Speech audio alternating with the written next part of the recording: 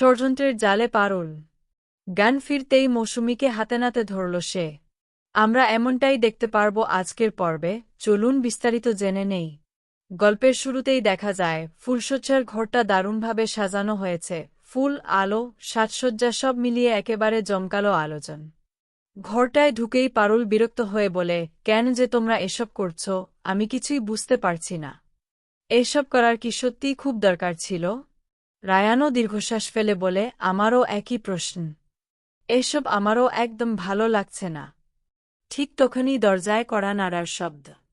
একজন উকিল ভেতরে ঢুকে গম্ভীর গলায় বলেন, আমাকে কোর্ট থেকে পাঠানো হয়েছে। সবকিছু ঠিকমতো হচ্ছে কি না সেটা দেখতে বলা হয়েছে। আর কিছু টার্মস অ্যান্ড কন্ডিশন আছে, সেগুলো আপনাদের জানিয়ে দিই।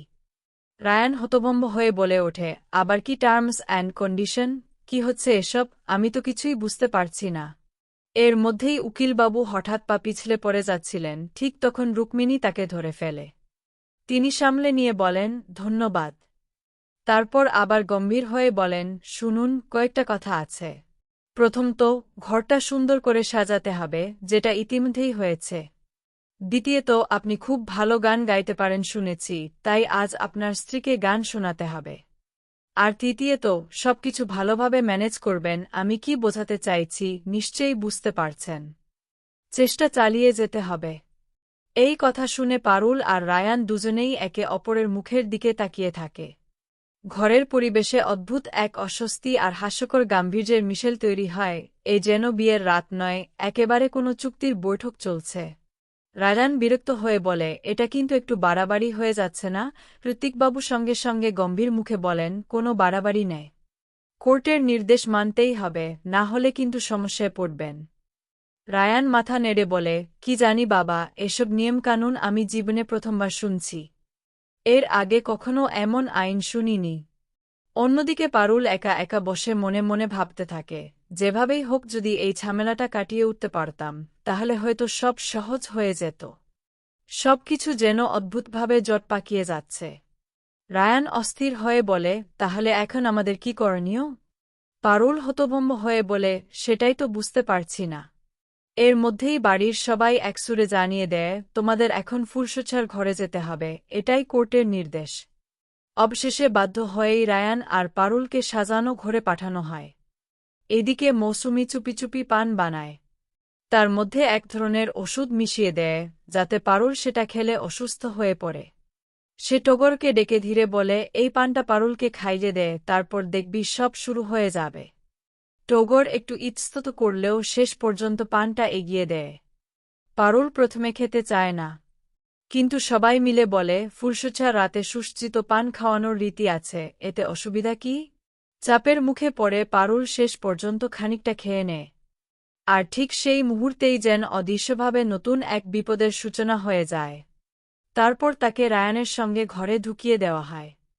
বাইরে পিসিমনি দীর্ঘশ্বাস ফেলে বলে, কে জানে আমাদের রায়ান আর পারুল কবে সম্পর্কটা ঠিক করবে। বিশেষ করে রায়ান তো স্বীকারই করতে চাইছে না যে সে পারুলকে ভালোবাসে। একবার যদি সেটা মেনে নিত, তাহলে সব ঝামেলা মিটে যেত। অনিরুদ্ধ বলে, ও কিছুতেই মানবে না, কিন্তু পারুলের জীবনে অন্য কোনো পুরুষের উপস্থিতি ও সহ্য করতে পারবে না।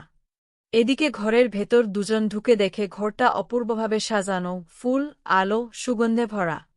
সেই দৃশ্য দেখে পারুল ধীরে বলে, এত আয়োজন আমাদের জন্য নয়। ফুলশয্যার রাত একটা ছেলে আর একটা মেয়ের জীবনে খুব বড় মুহূর্ত, এই রাত থেকেই তো নতুন করে পথ চলা শুরু হয়। কিন্তু আমার জীবনে এসব যেন বেমানান, সবকিছু জোর করে ঘটছে। ঠিক তখনই রায়ান অবাক হয়ে জিজ্ঞেস করে, কিন্তু তুমি নিচে বিছানা করছ কেন? পারুল বিরক্ত গলায় বলে, কি করব বল? তোর সঙ্গে একই বিছানায় তো আমার ঘুমই হবে না। তার থেকে নিচে শুলেই বরং ভালো হয়।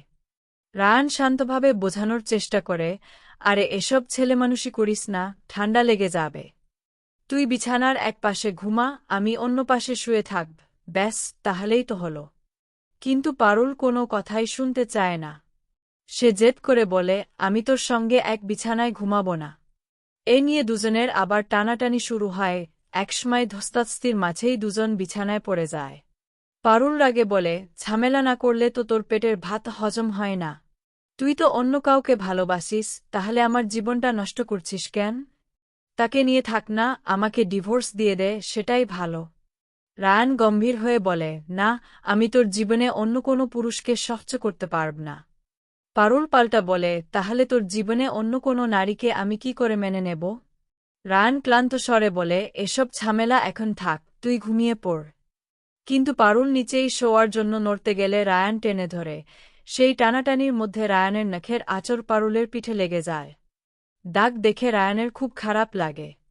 সে তাড়াতাড়ি মলম এনে যত্ন করে লাগিয়ে দেয় এবং বলে, সরি, আমি বুঝতে পারিনি, ভুল হয়ে গেছে।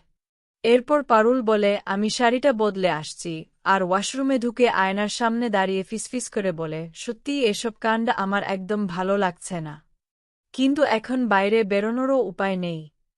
এদিকে উকিলবাবু ঢুতিকবাবু বাইরে বসে বসে তন্দ্রাচ্ছন্ন হয়ে পড়েন। সেটা দেখে অনিরুদ্ধ হেসে বলে, সত্যি এক কাজ করো না, এক কাপ চা বা কফি দাও, না হলে উনি তো ঘুমিয়েই পড়বেন। রুক্মিণীর সঙ্গে সঙ্গে বলে, হ্যাঁ, আমি এখনই আনছি। তারপর কফি এনে বলে, নিন, এটা খেয়ে নিন, তাহলে একটু চানা লাগবে। আপনি তো প্রায় ঘুমিয়ে পড়েছিলেন। ঋত্বিকবাবু কফি হাতে নিয়ে বলেন, থ্যাংক ইউ, থ্যাংক ইউ। তারপর আস্তে করে জিজ্ঞেস করেন, ওরা বেরোয়নি তো? সব ঠিক আছে তো? এদিকে বাড়ির অন্যরা পরিস্থিতি হালকা করতে একটা সুন্দর গান ধরে।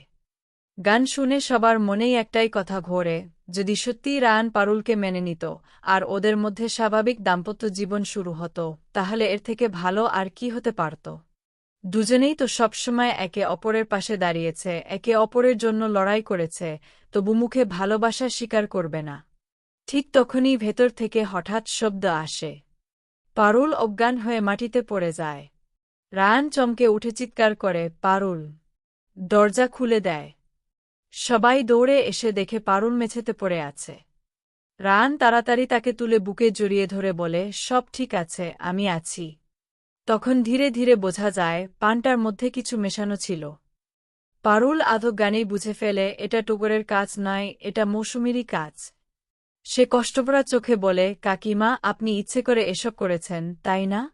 আপনার ছেলে এখন আমার স্বামী, তাই ভেবেছেন আমাকে সরিয়ে দিলেই সব আপনার মতো হবে? আজ থেকে কিন্তু রায়ান পুরোপুরি আমার, আপনি চাইলেও আর ওর উপর নিয়ন্ত্রণ রাখতে পারবেন না। এই কথা শুনে মৌসুমী রেগে আগুন হয়ে যায়। ঠিক তখনই তার চোখ পড়ে পারুলের পিঠে নখের আঁচড়ে। সে আরও বেশি সন্দেহ করতে শুরু করে, ঘরের ভেতরে আসলে কি হয়েছে।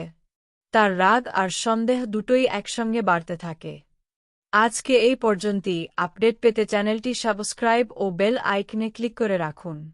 আগামী পর্বে কি ঘটবে জানতে চোখ রাখুন আমাদের চ্যানেলে।